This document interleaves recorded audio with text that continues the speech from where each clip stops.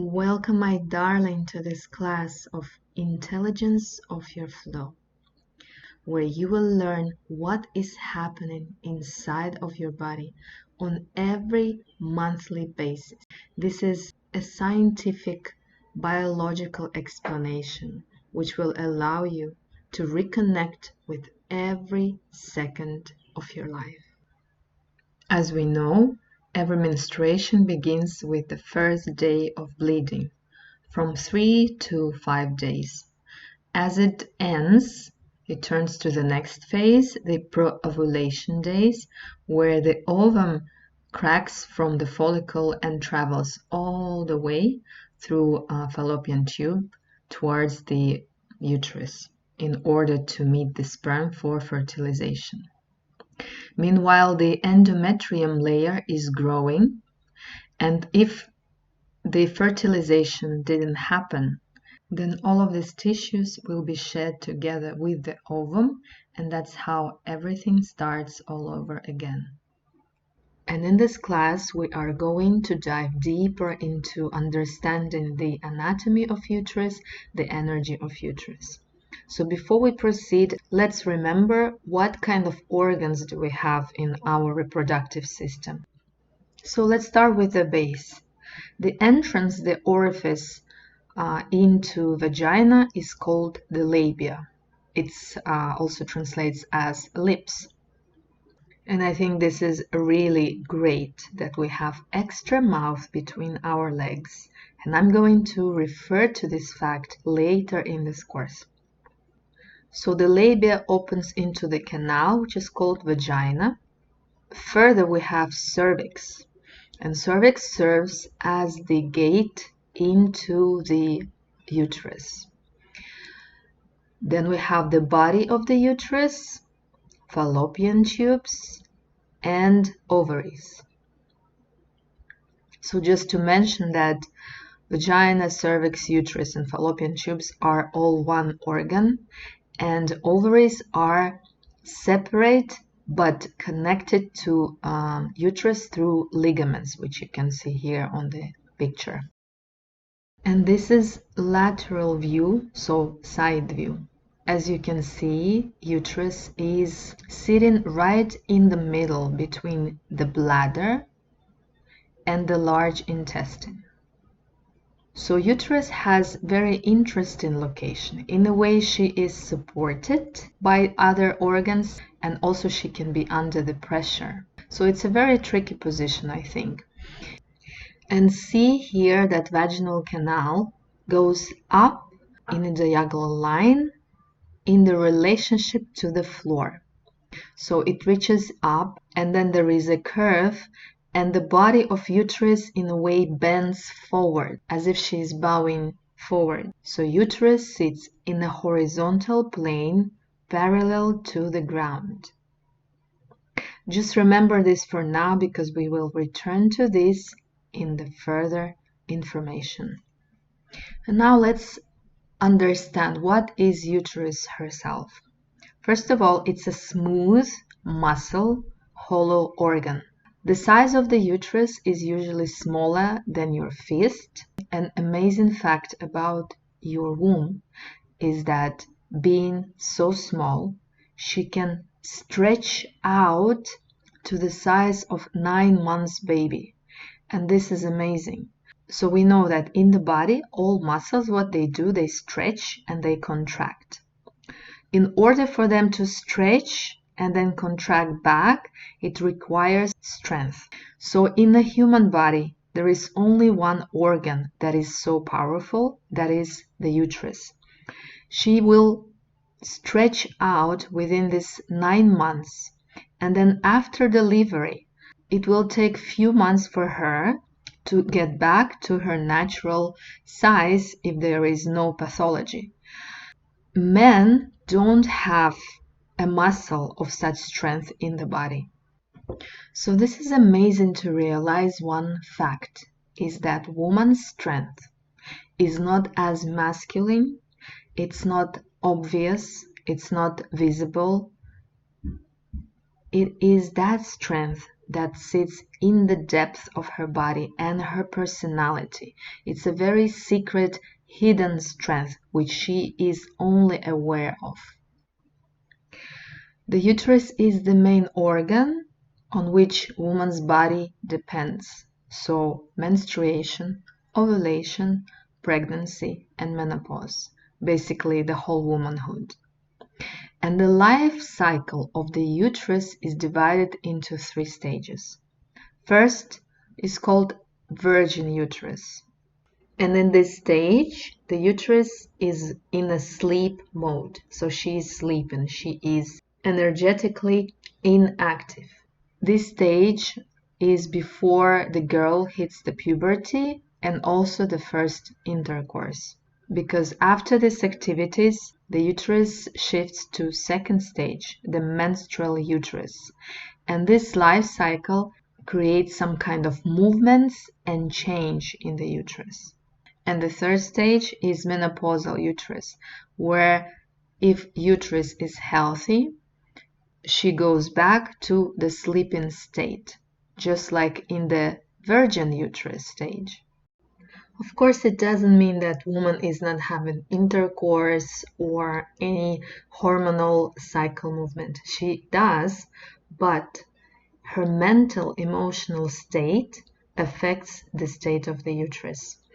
So in a way, all the passions are subsiding, and a young girl and a menopausal woman are completely different in their attitude towards life. That's why the uterus has really this gift of coming back and resting. That's why it is considered to be second spring of woman's life, where she can feel as a little girl again, and her uterus is supporting her in that. And in order to get there, a woman really needs to take care of her womb. Then she can really start practicing her womanhood on another level because she earned it and it arrives to her as a gift. And we will study this during this course, so be patient. Now let's dive deeper beyond the meaning of womb and see what else is hidden there.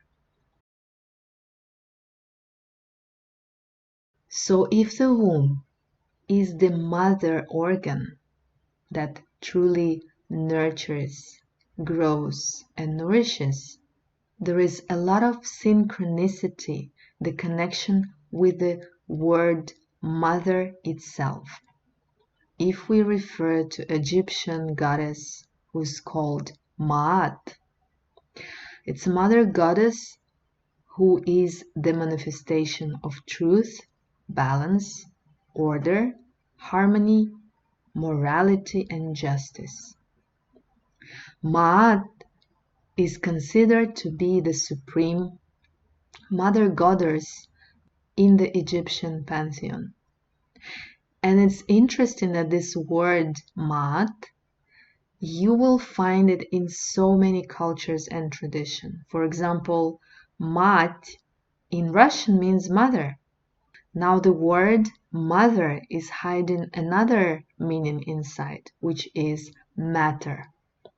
And matter is the word that comes from the meaning of maternal state. That is the material from which something is produced.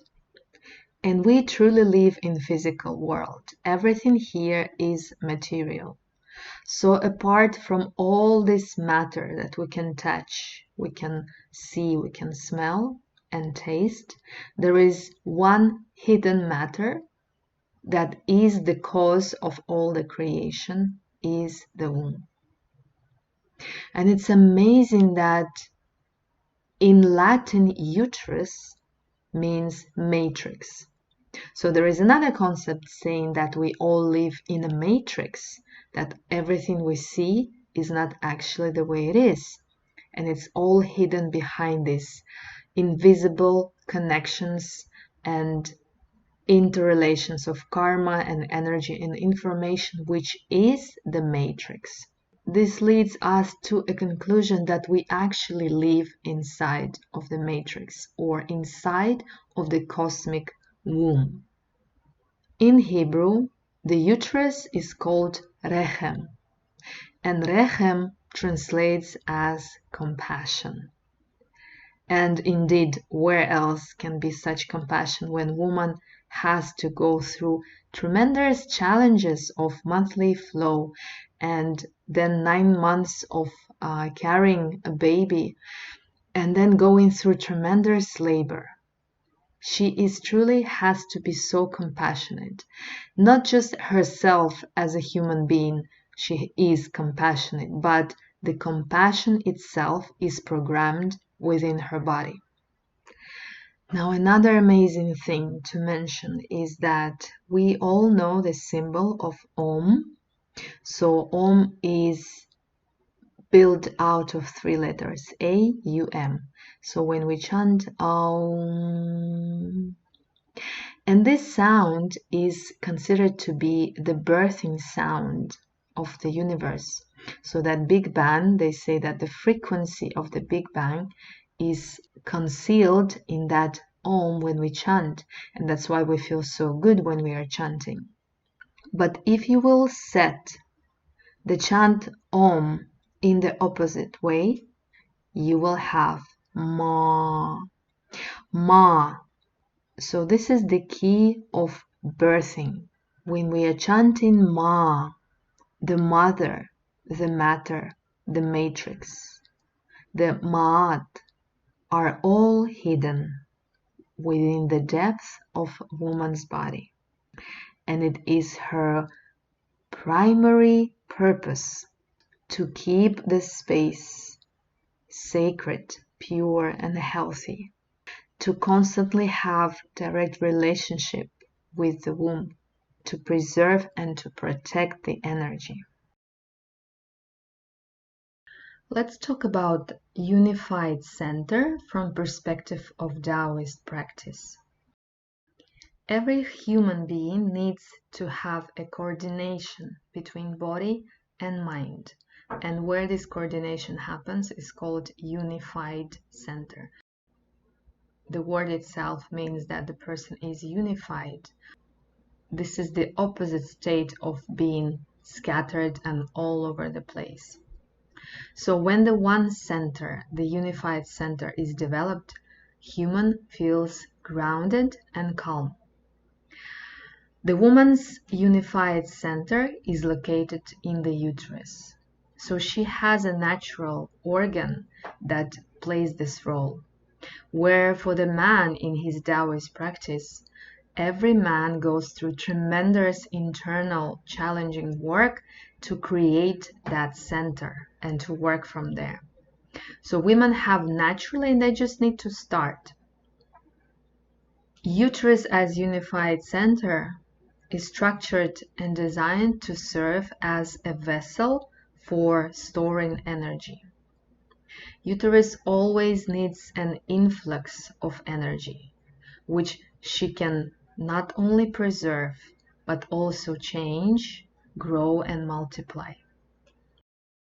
Then this energy, after being transformed, is suitable to enter the whole body and further to assimilate in organs and also feed the brain. As you see, it is much more than preserving the embryo, growing and carrying the embryo inside. Uterus has much more deeper functions, because if you have 2, 3, or 4 kids, what are you doing with your uterus all the rest time? So there is a very deep function purpose, which is the storage of the energy, multiplication, and then feeding the whole body, organs, glands, and brain. And only in such state woman feels happy, calm, and grounded.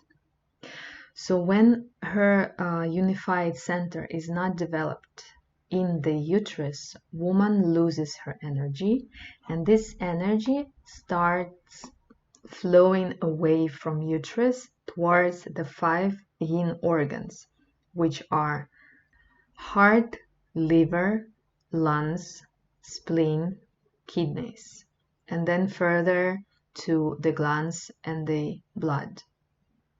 this is a prematured energy that hasn't been transformed in the uterus and just flows away. And each organ in Taoist practice or Chinese medicine indicates a certain emotion, negative and positive. So when the uterus is losing her energy without transforming it, it starts activating and stirring these negative emotions. Woman goes to an excessive emotional experience, which means that the whole body is being fed by external energies, which can be food, relations, emotions, any kind of stimuli, instead of being fed internally by the transformed energy of the womb. So this way, because the body is hungry and is longing to get this energy from outside, and because the uterus works as the pulling magnetic field, first this energy will be delivered inside of the uterus. And when foreign external energies invade uterus, she just becomes totally depleted. And it's like a loop cycle. The body feels hungry, the woman goes externally outside to be fed, to be satisfied, and then it drains her more and she goes for another dose. So it can be very nice to associate it with the coffee. Okay, so the coffee gives this elusive sense of being energized, but the energy drops down. There is a quick withdrawal symptoms and hangover and the need to get more. So this way the uterus is draining and draining and is not only able to feed the organs and glands and blood and the brain, but even to get something for her own health. Now, as you remember from the first class about energy, you remember that woman works as the gravitational central force that attracts everything from outside. This way she has her family, her colleagues, different situations and relationships that are just spiraling around her and they're affecting her directly. And this is how the energy of nature works. So the nature is constantly being used by humans, right? But is never exhausted and constantly rejuvenating and recreating herself. And it means that woman is capable to live just the same as the nature. So she interacts with external foreign energies, but she is not draining.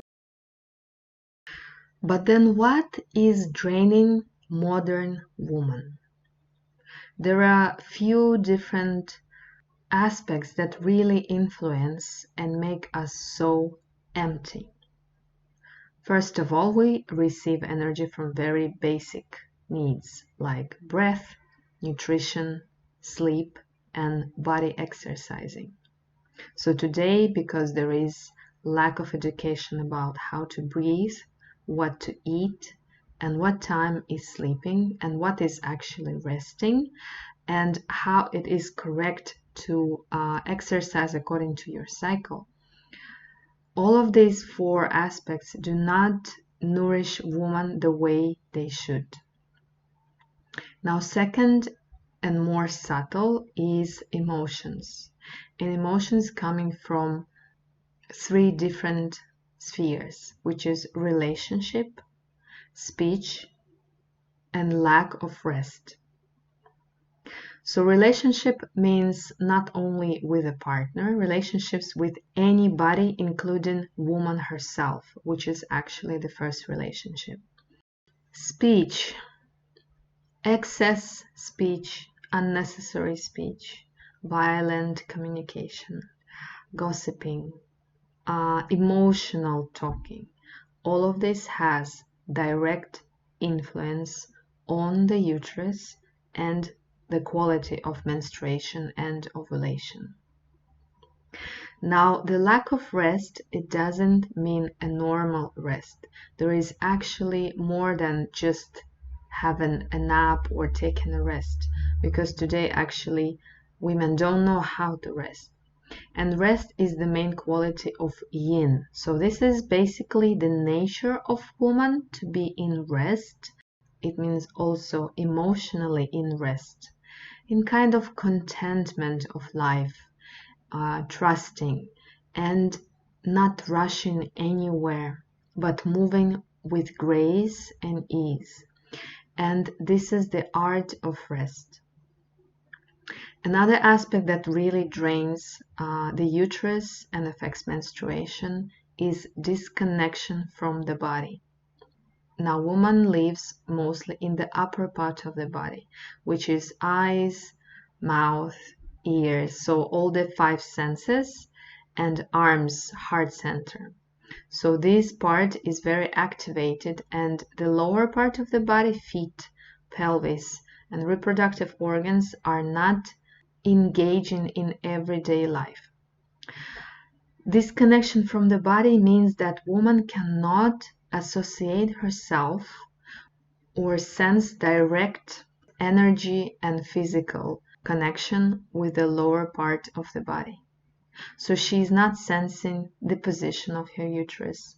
She is most of the time not thinking of how her belly is doing. And mostly there is absence in the feet. This creates another form of depletion, which is disturbed internal rhythm and cycle. So as if there is external life, society, business, relationship, and all of this becomes 100% reality of woman's life. While there is another side which is internal, the biological clocks, the circadian rhythm, the menstrual cycle, all of this is the central indicator that controls the timing, the schedule, and the flow throughout the day of the woman. There are much more other factors that are able also to deplete uterus and the menstrual cycle in general, but these are the major, and for now it's, I think, enough to understand and process this information, and then slowly start going to the phase of repairing the energy, the menstrual cycle, and the health of the womb.